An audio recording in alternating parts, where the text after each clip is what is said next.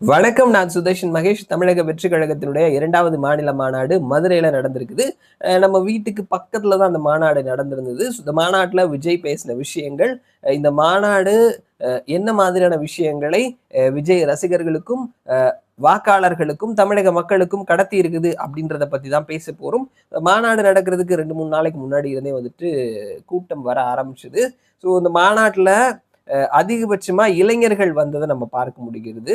So இளைஞர்கள் அப்படின்னு சொல்லும் பொழுது பெரும்பாலும் இவர்கள் எல்லாருமே வந்துட்டு காசு கொடுக்காம கூடின கூட்டமா தான் நம்மளால பார்க்க முடிகிறது.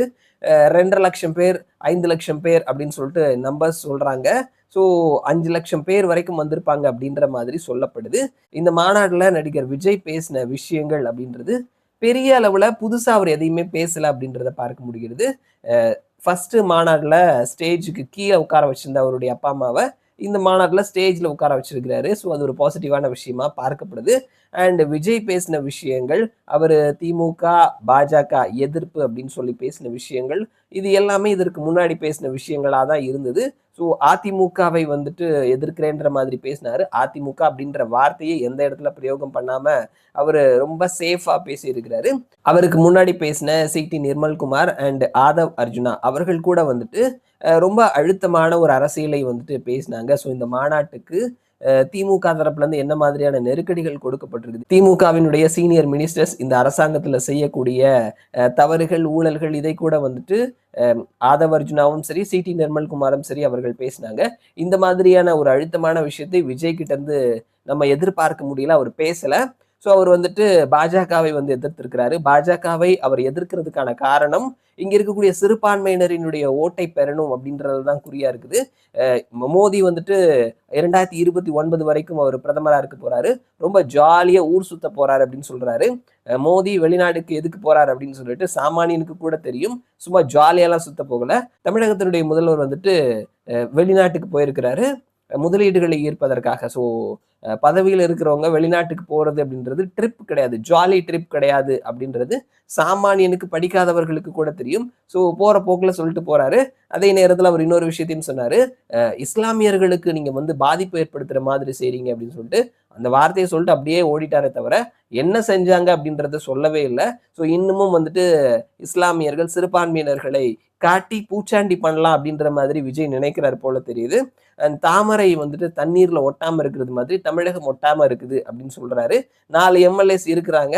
போன லோக்சபா தேர்தலில் அவர்கள் எவ்வளவு சதவீத ஓட்டு வாங்கியிருக்கிறாங்க அப்படின்றதையும் விஜய் பார்க்கணும். ஸோ போற போக்குல இங்க ஒண்ணுமே இல்லை அப்படின்னு சொல்லக்கூடிய பிஜேபியை ரொம்ப நேரமா எதிர்த்திருக்கிறாரு. ஸோ அப்படி எதிர்த்தாதான் இங்க லோக்கல் பாலிடிக்ஸ் பண்ண முடியும் அப்படின்ற மாதிரி திமுக கிட்ட இருந்து அந்த ஒரு கொள்கையை வந்துட்டு கடனா வாங்கி வச்சு சொல்லியிருக்கிறாரு. அடுத்தது திமுகவை வந்துட்டு எதிர்க்கிறேன் அப்படின்ற பேர்லையுமே ரொம்ப அழுத்தம் இல்லாமலே வந்து பேசியிருக்கிறாரு. முதல்வர் ஸ்டாலினை வந்துட்டு அப்பான்னு சொல்றாரு. நாங்க வந்து அங்கிள்னு தான் சொல்லுவோம் அப்படின்ற மாதிரி இந்த அரசாங்கத்துல நடந்துட்டு இருக்கக்கூடிய தவறுகளை ரொம்ப ஸ்ட்ராங்கா சொல்லாம, பட்டும் படாமலும் தொட்டும் தொடாமலும் அப்படின்ற மாதிரி சொல்லுவாங்க இல்லையா, ரொம்ப மேலோட்டமா சொல்லிட்டு போயிட்டாரு. ஸோ விஜய் வந்துட்டு ரேம்ப் வாக் வந்துட்டு போனதுக்கு அப்புறமா அவருடைய ரசிகர்கள் எல்லாருமே வந்துட்டு அந்த மாநாட்டில இருந்து வெளியில ஏறி போனதை நம்ம பார்த்தோம் செய்திகள்ல. ஸோ அதுல நிறைய பேர் சொல்லியிருந்தாங்க, இனிமே வந்துட்டு விஜய் பேசி முடிச்சதுக்கு அப்புறமா அந்த ரேம்ப் வாக் பண்ணணும் அப்படின்னு சொல்லிட்டு.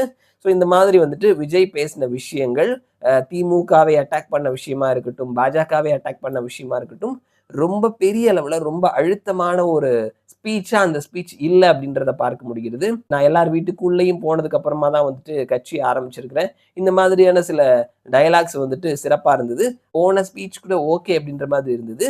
அண்ட் ஏற்கனவே சொல்லியிருந்த மாதிரி கொள்கைகள்ல இருந்து, பல விஷயங்கள்ல இருந்து, பலர்கிட்ட இருந்து பல விஷயங்களை கடனா எடுத்து வந்துட்டு செஞ்சிருக்கிறாரு. ஜெயலலிதா பேசின மாதிரி எல்லா தொகுதியிலையும் நானே நிக்கிற மாதிரி நீங்க நினைச்சுக்கோங்க, நீங்க சொன்னீங்களே செஞ்சீங்களா, இந்த மாதிரியான விஷயங்களை ஜெயலலிதா கிட்ட இருந்து அப்படியே வந்துட்டு எடுத்துட்டு பேசின மாதிரி இருந்தது. இன்னொரு பக்கத்துல எம்ஜிஆர் வந்துட்டு அவர் இருக்கிற வரைக்கும் வேற யாரையும் சிஎம் சேர்ல உட்கார வைக்கல, அந்த மாதிரி நாங்களும் வருவோம் அப்படின்ற மாதிரி சொல்லியிருக்கிறாரு. இப்படி பல விஷயங்களை பல பேர்கிட்ட இருந்து எடுத்து போட்டு ஒரு ஸ்பீச்சை கொடுத்திருக்கிறாரு. இன்னைக்கு இருக்கக்கூடிய காலகட்டத்துல சாமானிய மக்களும் கூட வந்துட்டு யூடியூப் சேனல்ஸ்ல பலர் பேசக்கூடிய, பலர் கொடுக்கக்கூடிய இன்ஃபர்மேஷன்ஸை தொடர்ந்து டெய்லி கேட்டுட்டு இருந்து எல்லா விஷயங்களையும் புள்ளி விவரத்தோட வச்சிருக்கிறாங்க. அப்படி இருக்கும் பொழுது போற போக்குல ரொம்ப மேலோட்டமா சொல்லிட்டு போற விஷயங்கள் எந்த அளவுக்கு மக்கள் கிட்ட தாக்கத்தை ஏற்படுத்தும் அப்படின்றது ஒரு பெரிய கொஸ்டின் மார்க் தான். ஸோ அவர் வந்துட்டு தனியா தான் களம் காண போறேன் அப்படின்றத சொல்லியிருக்கிறாரு. ஸோ அவர் கூட கூட்டணிக்கு வேற யாரும் போகல அப்படின்ற ஒரு யதார்த்தத்தையும் நம்ம புரிஞ்சுக்க முடியுது.